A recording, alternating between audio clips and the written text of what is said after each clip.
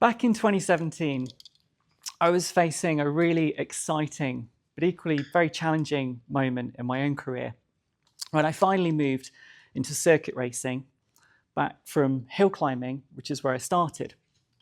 Now, hill climbing, if you're not familiar with it, is basically like a time trial. It's where you drive against the clock from the bottom of the course to the top of the course. It's kind of like driving a qualifying lap, which is a skill that every driver has to learn to master, to be able to apply yourself, focus, and nail your absolute best when you're under pressure. But it's a very different skill to racing on track with other cars, where suddenly you're having to fight for position. And so it was quite humbling for me after 10 years of competing in hill climb, getting to a pretty good level, feeling like I knew what I was doing, to find myself back right at the start again, feeling like a bit of a rookie. And I'll never forget my first weekend circuit racing, which was up at Knockhill in Scotland, competing in the Mini Cooper Celtic Cup. To say that I was a bit unprepared for what lay ahead of me that weekend is a bit of an understatement. Not just defending or overtaking, but even just figuring out how much contact is okay in circuit racing. Turns out I Knockhill quite a lot. I remember race 3 that weekend. It chucked it down with rain. There was mud everywhere. It was carnage. Cars on their roof, bodywork all over the track. It was like the aftermath of some kind of epic automotive battle scene. But I loved it. I loved the unpredictable feeling of being on track with all these other cars, having to react, having to respond to everything happening around you, and just the kind of chaos. And the fact that it was a completely new challenge, which is how I come to you, because I guess really that's what you're all facing right now, is a new challenge. You've all got here on your own merit. You're all here because you've achieved something through your own hard work, and you've proved your right to be here. And that's something that resonates with me, because getting to be a racing driver was never something that was handed to me.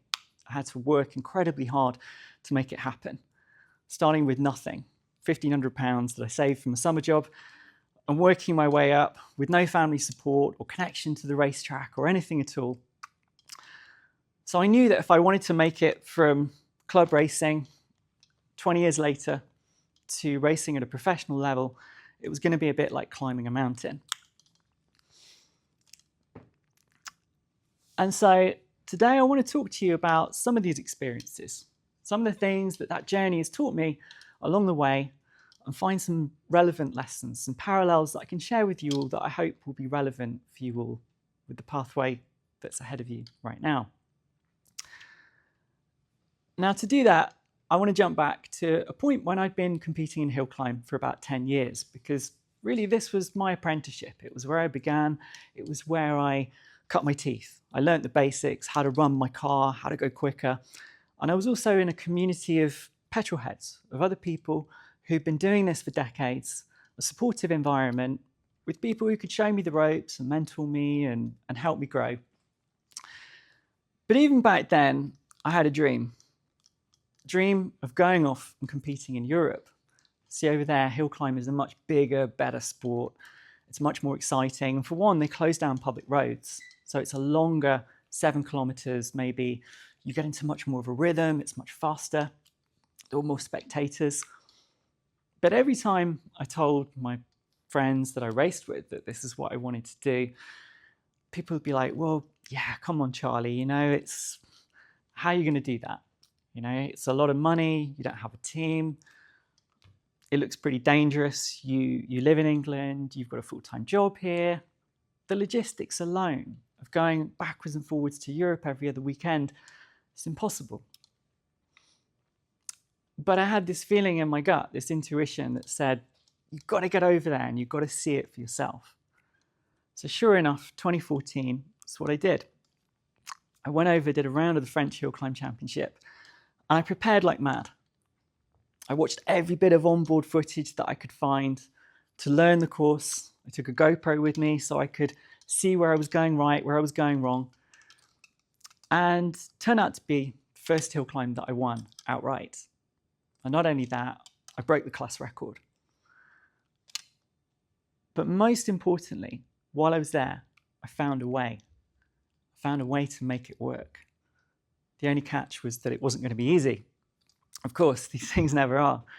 It was going to mean going over there completely on my own, no support, no safety net, hundreds of miles from home. If I had a problem, if something went wrong, it was going to be on me to figure it out and find a solution. And I also needed to change my car. So I had to raid every penny in my savings account to buy this Formula Renault. I remember going down to the bank, taking 17.5 grand out in cash, at which point my bank said, "What are you spending this money on?" The way they always do. And the satisfaction of seeing the look on their face when I just said, "I'm spending it all on a racing car."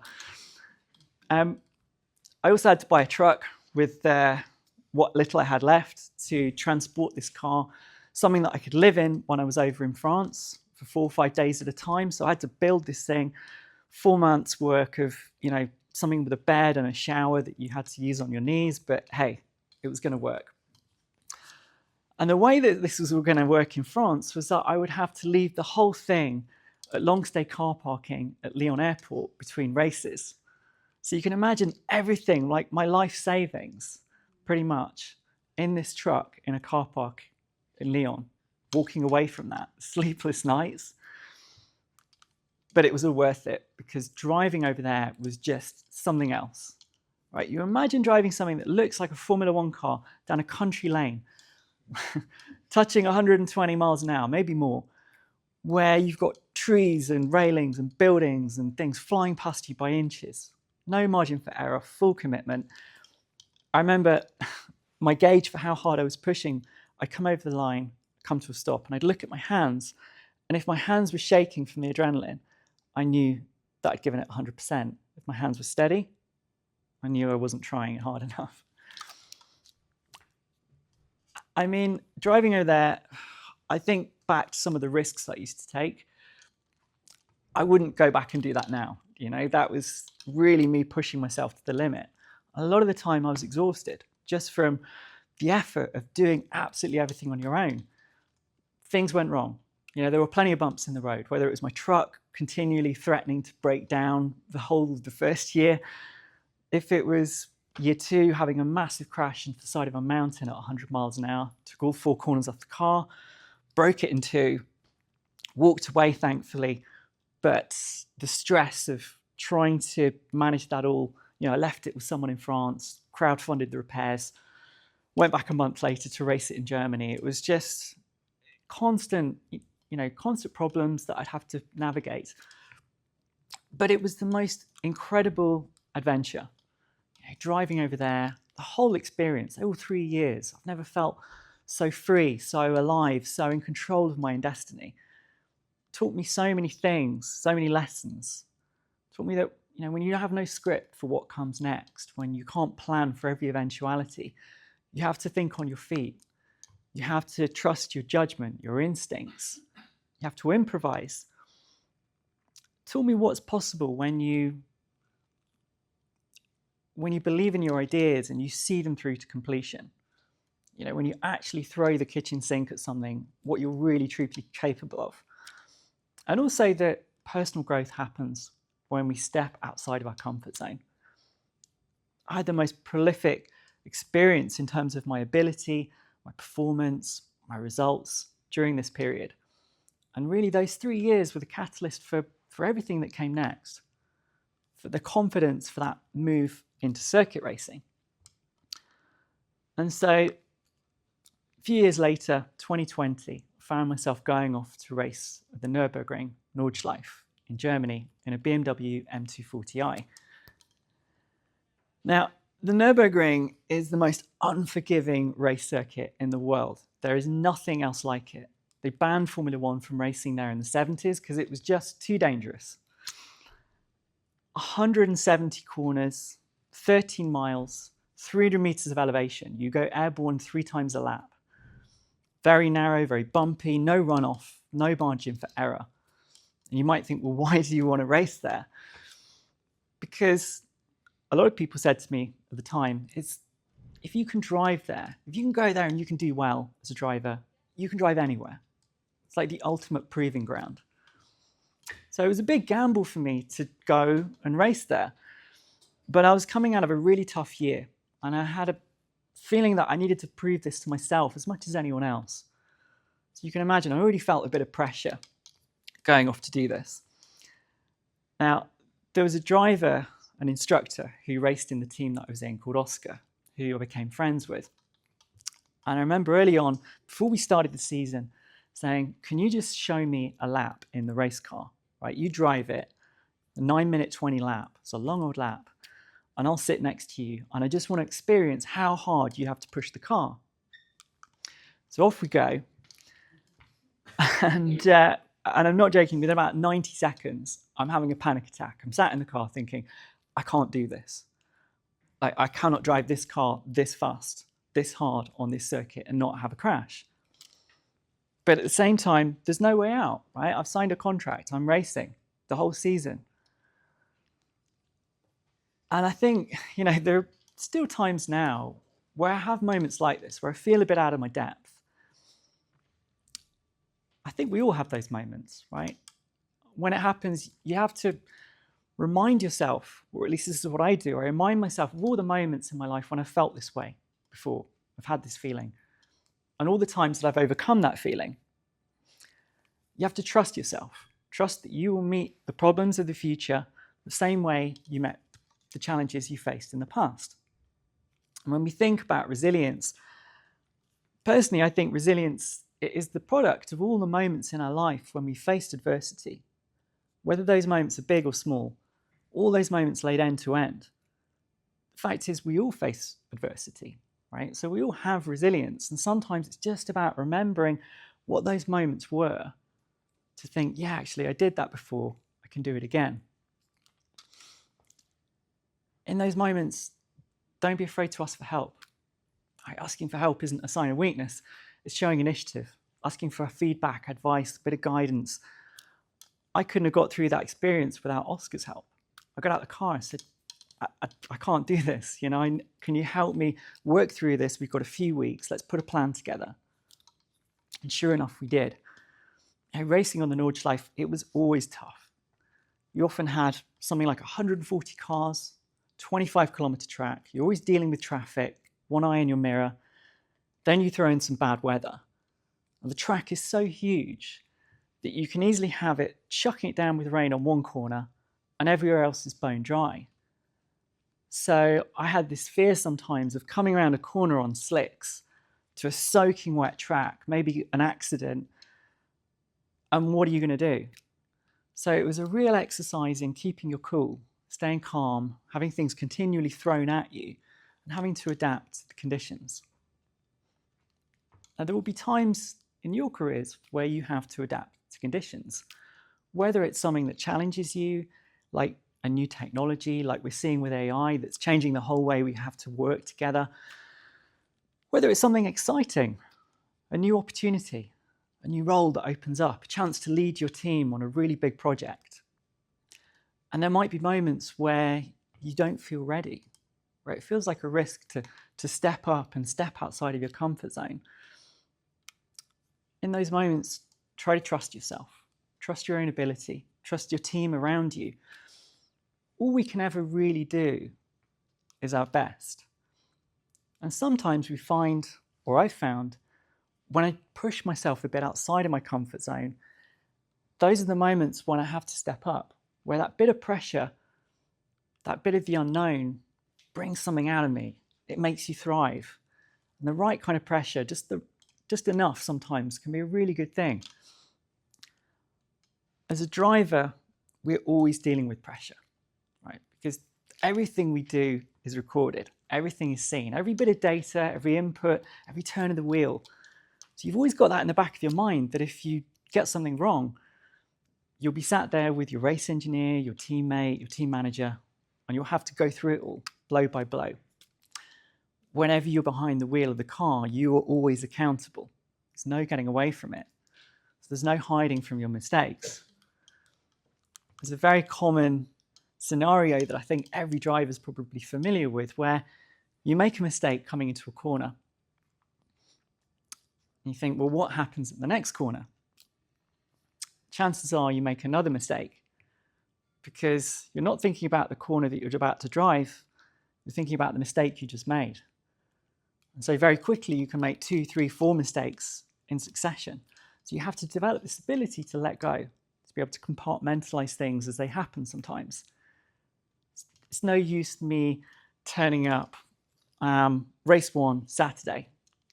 I mess up, I have a crash, whatever, something goes wrong. I come back on Sunday for race 2 and my head is full of negativity. I'm replaying everything I did on a loop. You have to be able to park it, let go to bed that night, full system reset, and come back the next day and be able to focus, turn over a new page and get on with it. And it's not to say you don't care. You always need to have that transparency behind the mistake that happened. You have to be able to sit down with the data and the onboard and look at it and confront the problem.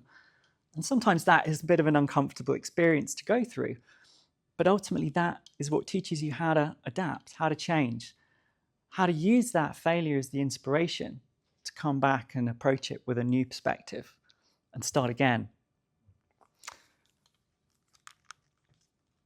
And the same goes for your teammate, right? If my teammate is the one that messes up, they're no use to me.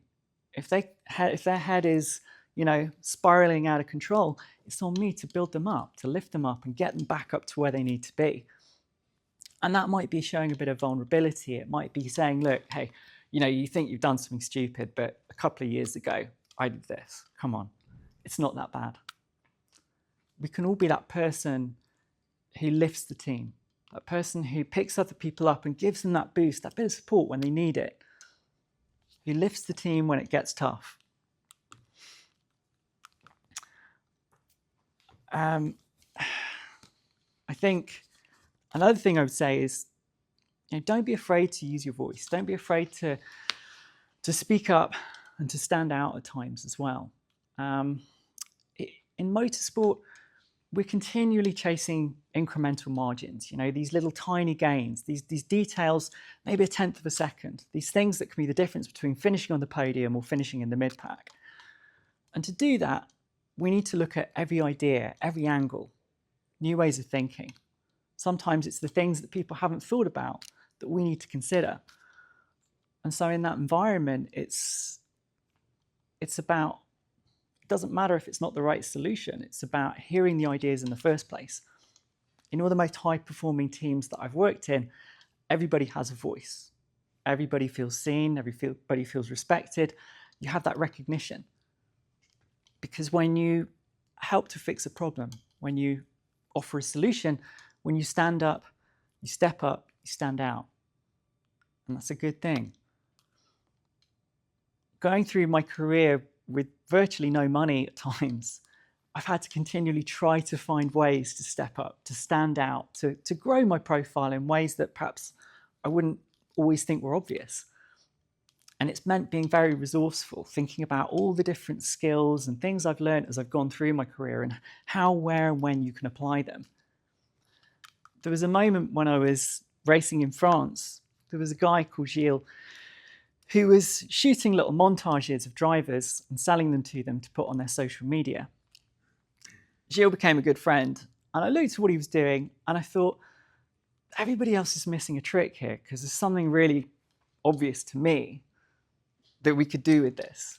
And I said to Gilles, look, I'm already vlogging and stuff on my YouTube and I'm confident in front of a camera. Why don't we try and make an entire television series about my race season and we'll get it onto television? Neither of us had ever tried this. I'd never done it. We thought, why not? So sure enough, I managed to get a contact at Motors TV.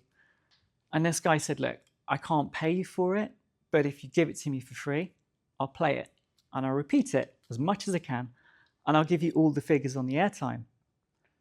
Suddenly, I had my own television series following just me in my championship. I didn't know a single driver who, to this day, in fact, had anything like that. And it was a massive thing to be able to offer to potential sponsors to put in front of people. We did 2 series.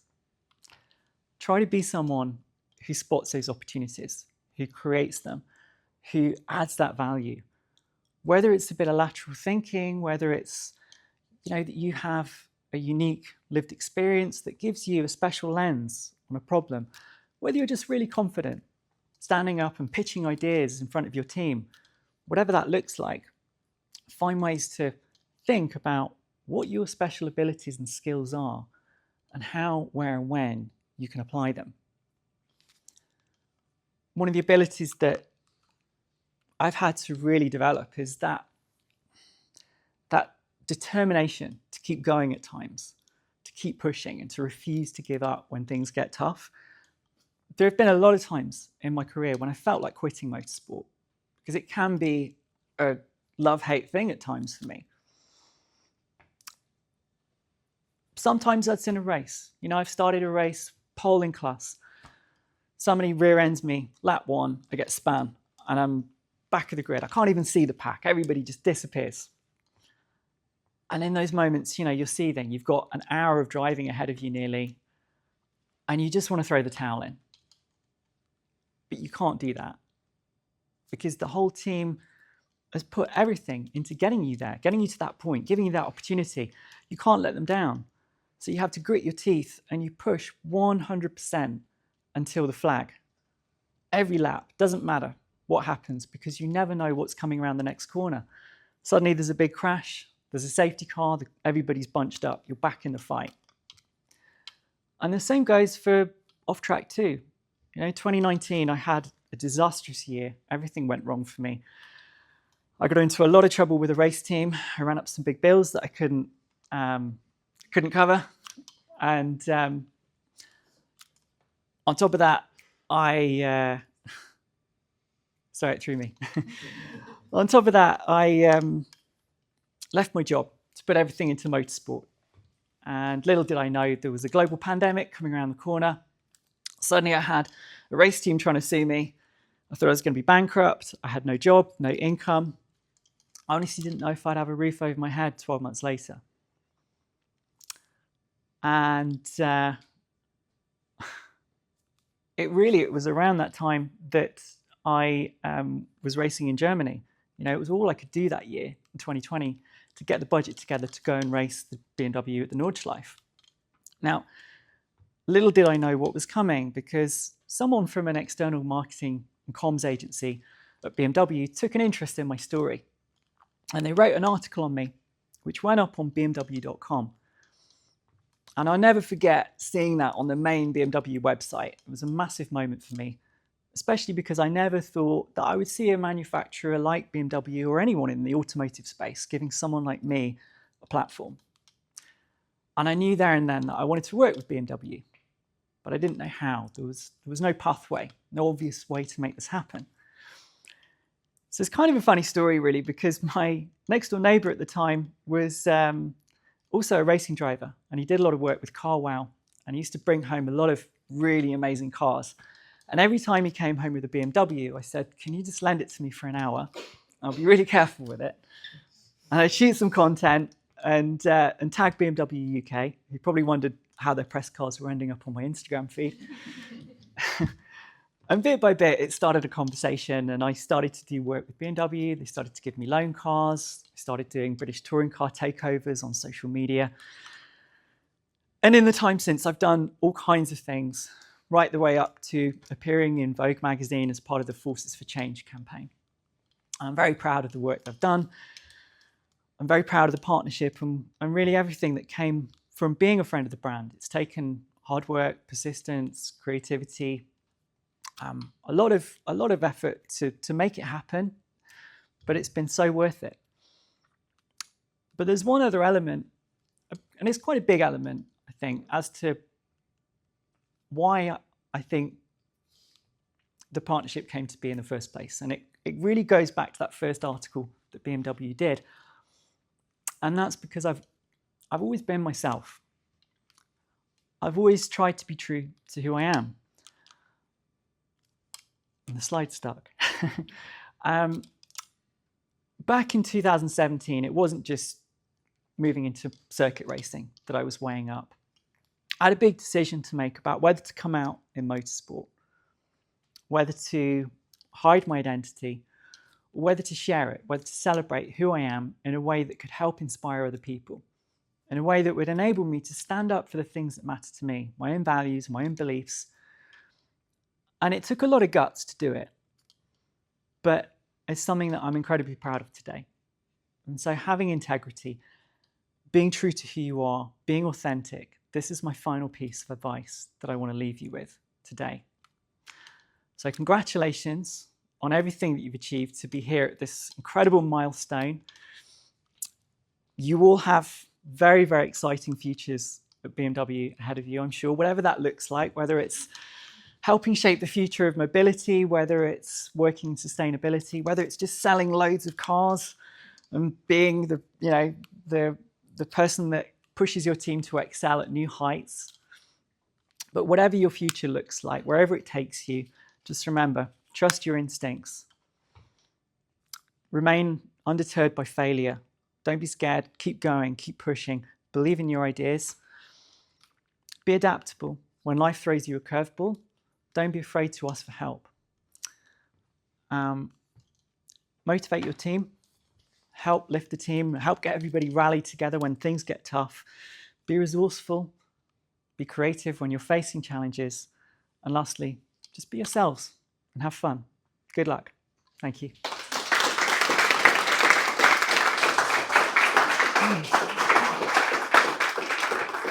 Charlie, thank you so much. Thank you. Really, really inspiring, and great to have that association as well with something really tangible.